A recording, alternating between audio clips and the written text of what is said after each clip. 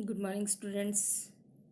In the previous lecture, we have discussed process of planning, and before that, we have discussed the features of planning. And today, we will discuss importance and limitation of planning. बेटे इसमें 4-5 ही topic हैं बेटे, और इसमें आपको feature, merit, demerit, process और type of plan ही करना है बेटे। बस सिलेबस में देख लेना, उसके अकॉर्डिंग देख लेना बेटे। तो see the first line, no enterprise can achieve its objective without systematic planning. इस लाइन से इसकी इम्पोर्टेंस पता चल रही है। एक दूसरी लाइन और दी हुई है कि failing to plan is planning to fail, यानी कि कोई आदमी अगर योजना बनाने में फेल हो जाता है तो वो फेल होने की तैयारी कर ले। प्लानिंग टू फेल यानी कि बिना योजना के हम अपने टारगेट को, अपने गोल्स को अचीव नहीं कर सकते हैं। तो अगर ये स्टेटमेंट आ जाए और आपको कहा जाए write your arguments in the favour of this statement, then you have to explain the importance. ध्यान से देख लें बेटे। Failing to plan is planning to fail means you have to write importance of planning, क्योंकि planning इतनी ज़्यादा महत्वपूर्ण है कि अगर हम योजना नहीं बनाएंगे तो कभी भी हम अपने टारगेट को अचीव नहीं कर सकते हैं और हमने फेल होने की तैयारी कर ली है। तो इसकी इम्पोर्टेंस में फर्स्ट जो आपके एनसीईआरटी के अकॉर्डिंग ये सारे पॉइंट बेटे, आपको अपनी तरफ से ना तो कोई पॉइंट ऐड करना है और ना ही कोई पॉइंट छोड़ना है। तो you have to learn the point as it is from NCERT, और आपको एक्सप्लेन करने के लिए भी एनसीईआरटी के ही पॉइंट आएंगे। कोई एक पॉइंट भी तीन नंबर में एक्सप्लेन करने आ सकता है। For example, you may be ask कि how the planning provides direction, how planning reduce the risk of uncertainty. तो you have to learn 2-3 line for each explanation. ठीक है बेटे। तो प्लानिंग हमें डायरेक्शन क्यों देता है? पहला पॉइंट समझ लो, इसमें क्या दे रखा है ये कि प्लानिंग हमें दिशा देता है। क्यों दिशा देता है? क्योंकि hereby with the help of planning we decide in advance what to do, when to do, where to do, how to do it, when to do it. हम पहले से ही निर्धारित कर लेते हैं कि हमारे मिडिल लेवल मैनेजर क्या करेंगे, हमारे लोअर लेवल मैनेजर क्या करेंगे, इसके बाद हमें क्या करना है, कोई काम कौन करेगा, कैसे करेगा। All activities are determined in advance. It is a guiding action. It guide us. It direct us. It give direction. What to do, when to do, how to do it, when to do it. If there will be no plan, अगर हम planning नहीं बनाएंगे, then middle level, lower level जो उनकी activities हैं वो different directions में हो सकती हैं, and it is not good for a organization to achieve the desired goal with the different activities, with the different directions. एक ही दिशा में हमारे प्रयास नहीं होंगे, और प्लानिंग वो कार्य है जो हमारे कार्यों को दिशा देता है। दिशा देने का मतलब here we decide in advance what to do, when to do, where to do, and how to do it, and where to do it, whom to do it, all this. Okay बेटे, last 2 lines जरूर कर लेना याद। If there is no planning employees would be working in the different directions and organisation would not be able to achieve its desired goal. इससे सभी कर्मचारियों के प्रयास हैं वो अलग अलग हो जाएंगे, और जब व्यक्ति अलग अलग दिशा में अलग अलग काम करेंगे तो कभी भी हम अपने गोल को अचीव नहीं कर सकते हैं। सेकंड, एक बेटे सेकंड इम्पॉर्टेंस है इसकी, is planning remove the risk of uncertainty or reduce the risk of uncertainty? तो you will write it reduces, not remove, क्योंकि planning is always futuristic action and future is quite uncertain. हम कभी भी जो planning है वो future के लिए बनाते हैं और फ्यूचर क्वाइट अनसर्टेन है, तो हम होने वाले रिस्क को रिमूव तो नहीं कर सकते हैं, we can only reduce the risk of uncertainty. In other words, planning cannot prevent the problems, but it can predict the solution. Problem को तो हम नहीं रोक सकते हैं, लेकिन किस प्रॉब्लम के आने पर हम क्या काम करेंगे, हमारा सॉल्यूशन क्या इम्प्लीमेंट करेंगे, ये हम पहले से डिसाइड कर सकते हैं। इट्स ओके बेटे। Now see the third importance.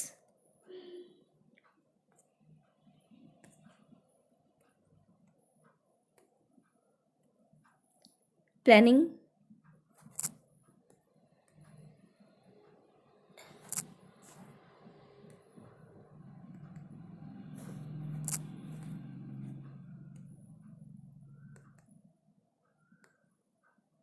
facilitates the decision making.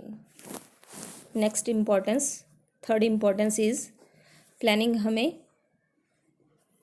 Decision लेने में हेल्प करता है। ये पॉइंट बेटे हमने फीचर में भी किया था, it help facilitates decision making. इसका एक्सप्लेनेशन बिल्कुल वही है बेटे कि हम प्लानिंग के वेरियस स्टेप जब करते हैं, तो जब हम ऑब्जेक्टिव को डिसाइड करते हैं, वेरियस अल्टरनेटिव्स को फाइंड आउट करते हैं, और जब हम वेरियस अल्टरनेटिव को इवेल्युएट करते हैं, और इवेल्युएट करने के बाद हम जब उनके मेरिट और डिमेरिट को देखते हुए बेस्ट को चूज़ करते हैं, तो there planning helps the manager to take the decision. ठीक है बेटे, देखो बेटे इसमें a manager evaluate the positive and negative aspects of each alternative. ये आपका कौन सा स्टेप आ गया, फोर्थ स्टेप आ गया। अल्टरनेटिव को फाइंड आउट करने के बाद हम वेरियस अल्टरनेटिव को इवेल्युएट करते हैं, और एक ये select the most feasible and profitable plan. तो हम बेस्ट अल्टरनेटिव को जब चूज़ करते हैं, तो thereby it help the manager, it facilitate the manager to take the decision by making a choice among the various alternative course of action. तो जितने भी हम प्लानिंग के स्टेप करते हैं, फर्स्ट स्टेप जब हम ऑब्जेक्टिव को डिसाइड करते हैं, थर्ड स्टेप जब हम वेरियस अल्टरनेटिव को आइडेंटिफाई करते हैं, मेरिट डिमेरिट को हम इवेल्युएट करते हैं और बेस्ट को चूज़ करते हैं, there planning help the manager to take the decision. Next is planning reduces overlapping and wasteful activities, क्योंकि ये व्यर्थ की क्रियाओं को रोक देता है, क्योंकि इट गिव्स द डायरेक्शन। इसमें पहला पॉइंट ये आ जाएगा, क्योंकि हम यूज़लेस और जो वेस्टफुल एक्टिविटीज़ हैं उसको हम मिनिमाइज और एलिमिनेट ही कर देते हैं। It is easier to detect inefficiencies and take corrective action to deal with them.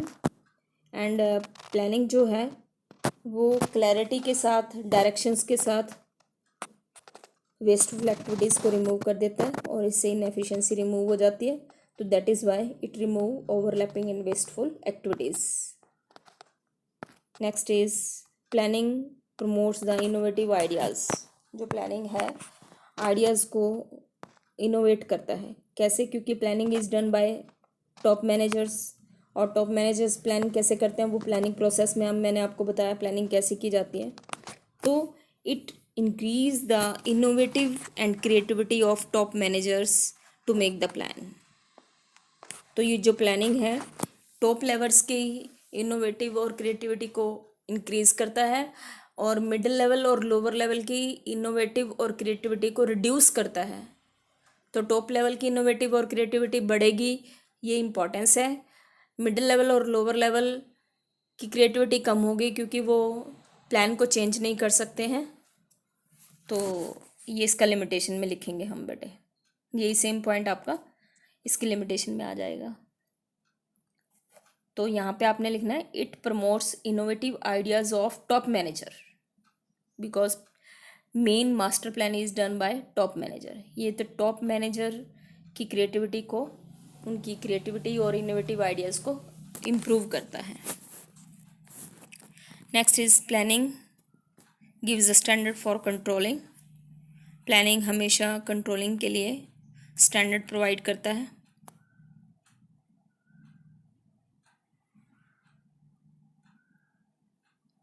क्योंकि प्लानिंग में हम स्टैंडर्ड ऑब्जेक्टिव को डिसाइड करने के लिए व्हाट टू डू हम पहले से ही डिसाइड कर लेते हैं। और ये जो हमने स्टैंडर्ड फिक्स किए हैं प्लानिंग में, ये कंट्रोलिंग का फर्स्ट स्टेप है। यानी कि planning determines the standard for controlling. तो we can not start controlling without planning. Planning is a base for controlling. तो जब हम कंट्रोलिंग की स्टेप प्रोसेस करेंगे तो इसमें सबसे पहला स्टेप आएगा एस्टैब्लिशिंग स्टैंडर्ड। और ये एस्टैब्लिशिंग स्टैंडर्ड कहाँ होंगे? At the stage of planning.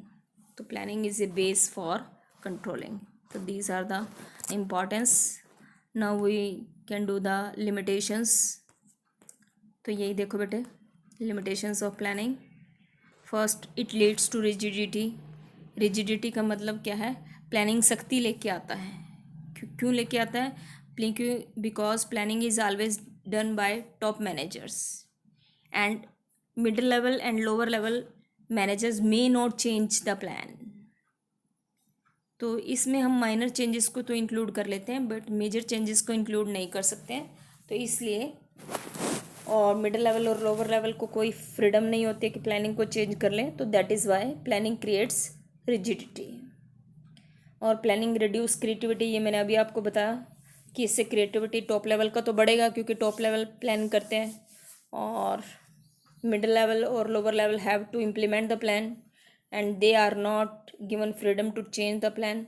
तो it reduces initiative, innovative ideas and creativity of middle level and lower level. ठीक है बेटे। Now see the next limitation.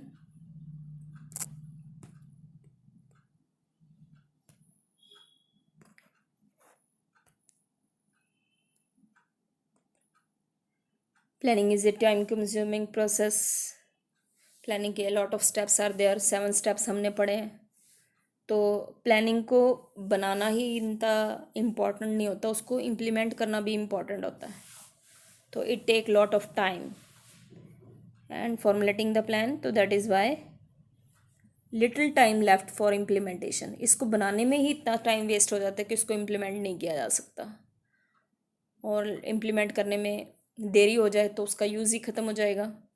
तो ये प्लानिंग और लिमिटेशन बेटे 2 ही क्वेश्चन के आएंगे आपके पास, कंट्रोलिंग की और प्लानिंग की। ये 2 लिमिटेशन प्लानिंग की भी हैं और कंट्रोलिंग की भी हैं कि both planning and controlling time consuming process हैं और इट इंक्लूड्स ह्यूज कॉस्ट।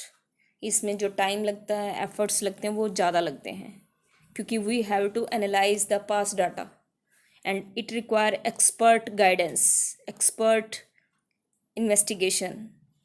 तो that is why it is a incur a huge cost. तो बहुत समय भी लगता है, बहुत धन भी लगता है। एंड प्लानिंग फ्यूचर के लिए बनाते हैं and future is quite uncertain. तो सक्सेस की भी कोई गारंटी नहीं है।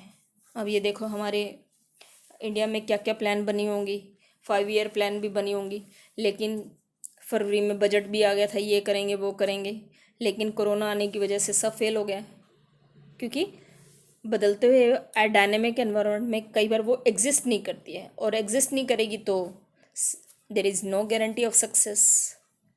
तो प्लानिंग की सक्सेस की गारंटी भी नहीं होती है, और प्लानिंग हो सकता है कि बदलते हुए वातावरण में जितनी मर्जी अच्छी प्लान हम बना लें वो इम्प्लीमेंट ही ना हो। तो a lot of changes are there in the environment. बताए थे मैंने आपको, स्टेपल याद होगा आपको, सोशल, टेक्नोलॉजिकल, इकोनॉमिकल, पॉलिटिकल और लीगल, ये सब कंडीशंस चेंज होती रहती हैं और इसकी वजह से गुड प्लान में फेल, अच्छी प्लान भी फेल हो जाती है।